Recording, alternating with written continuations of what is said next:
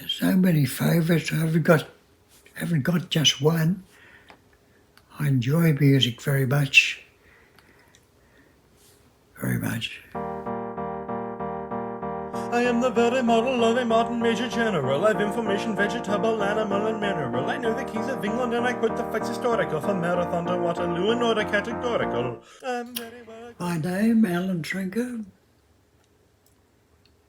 and I was born on the 20th of July, 1924. I actually born at home. My mother, quite proud of that fact. I think Dad's name was Alfred John Trinker. He was a surgeon at the Alfred Hospital. That's a movie of my home early on, Malvern, Kooyong area. Yes, when my dad used to smoke. Yeah. There's Mum, Margaret Trinker.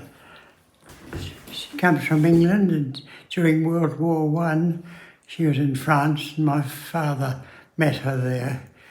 My dad loved animals or loved cats. I had two brothers, John, my eldest brother, 5 years. Gordon was about 3 years. That's me, isn't it? They were hoping for a girl, of course. And I turned out to be another boy. Our house at Rosebud, for example, there was no toilet in the house. That was how it was those days. The toilet was always outside. So you'd have to walk even at night time. To keep the toilets in order, a night man used to come and collect the bin, empty it and put it back under. I think the heating could have been done by wood fire, heating up the water.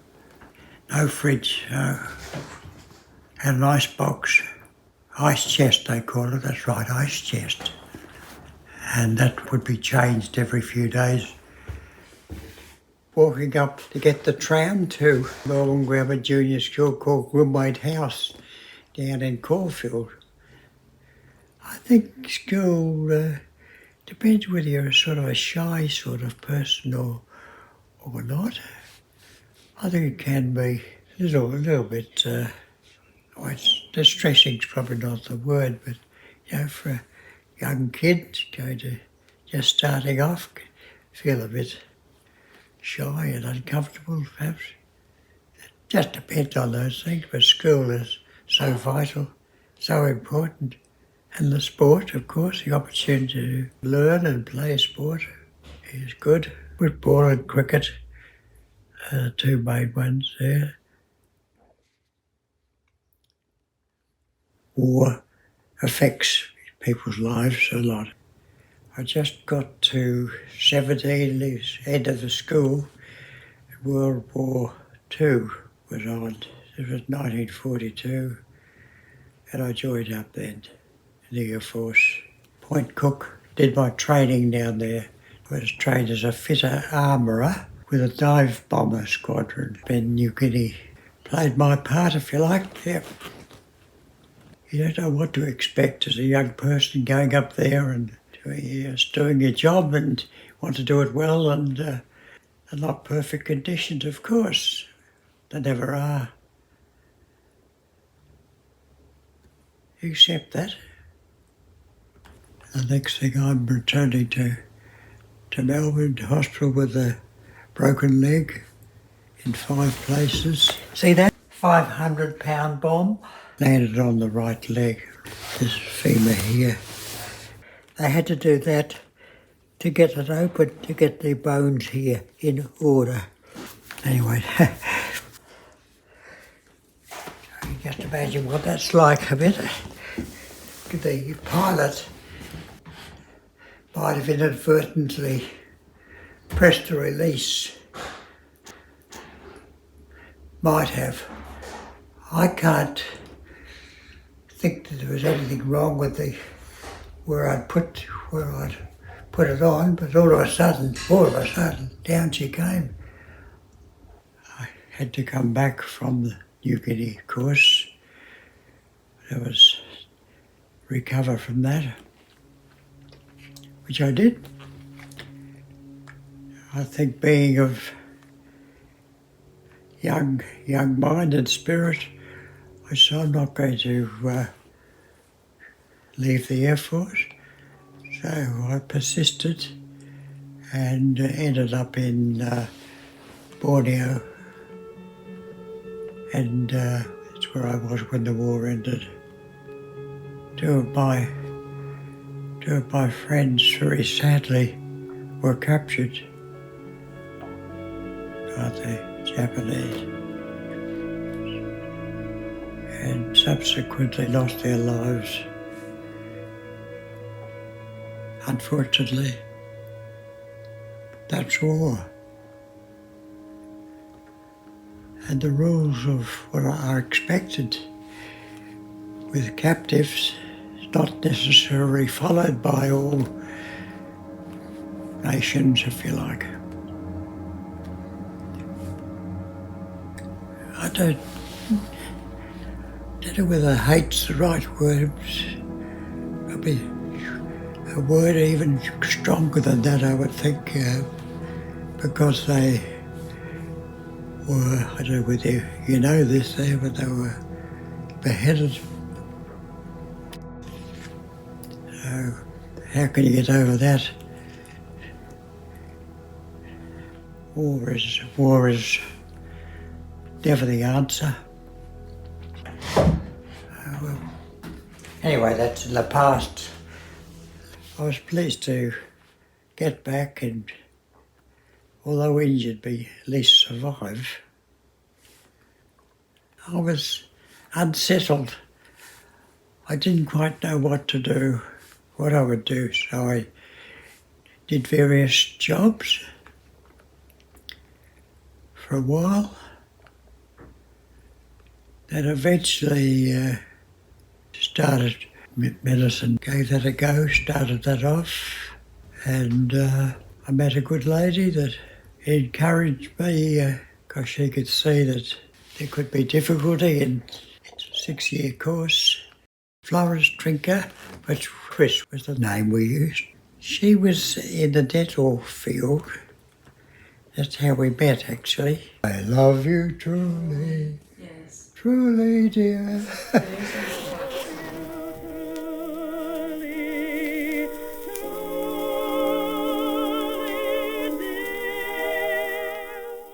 And I said, look, I've got to get through first. I've got no resources, no money, basically. Got no job. In spite of that, she gave me great support, encouraged me, pushed me, if you like. We got married as a third-year medical student. That's myself, of course, and my newly married wife. Yeah, yes. Yeah. Love for one another and respect, sharing children. She's the person I fell in love with, and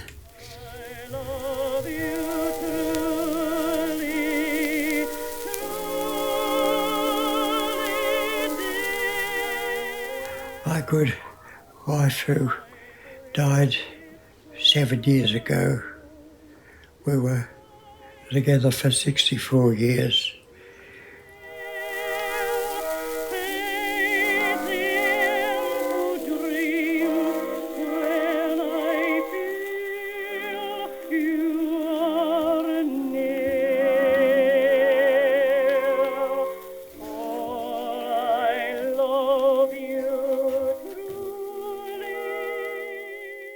I spent a lot of time in casualty at Sandringham Hospital, as well as in my own practice there.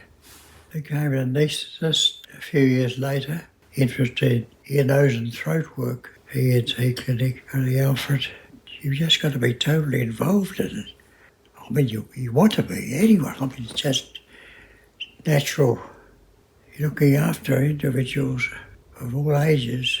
It's a total commitment.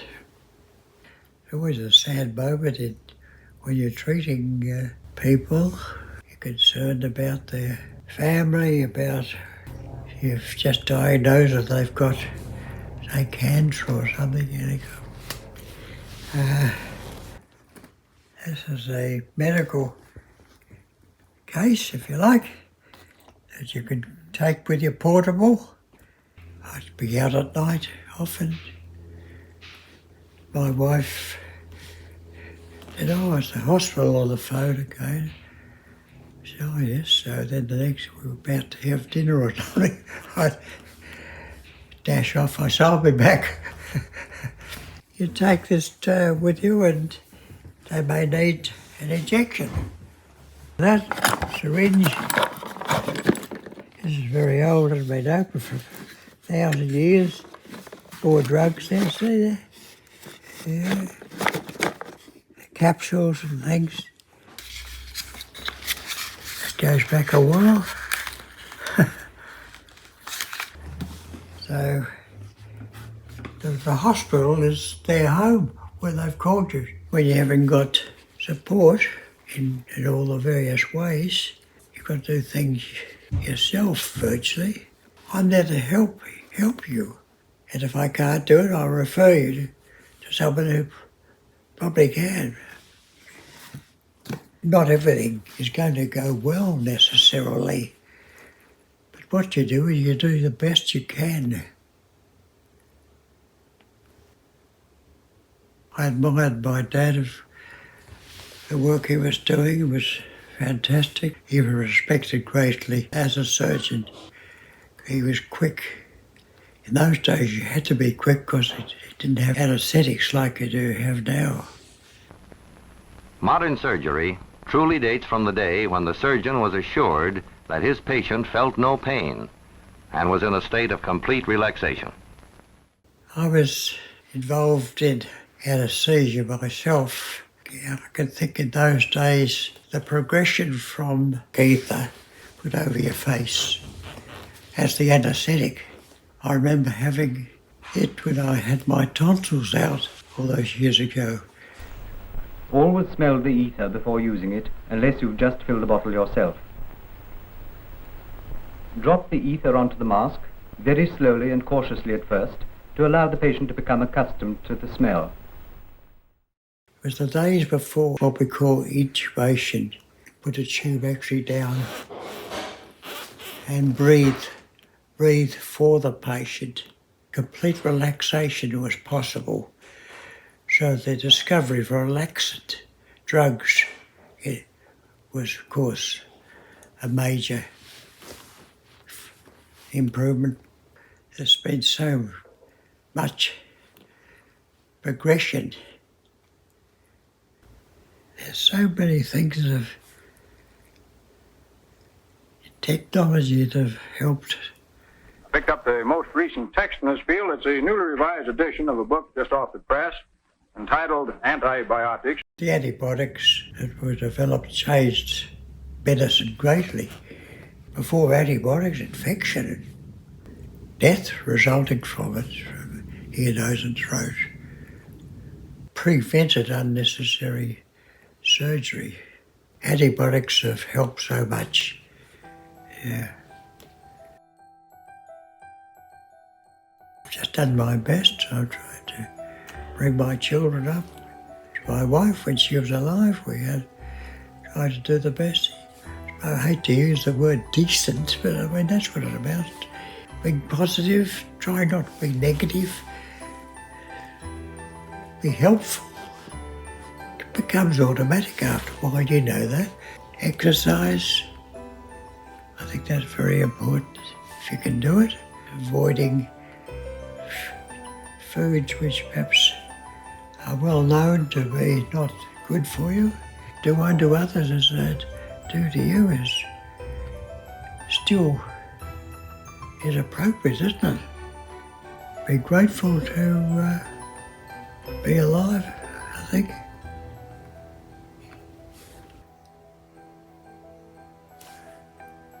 Lucky.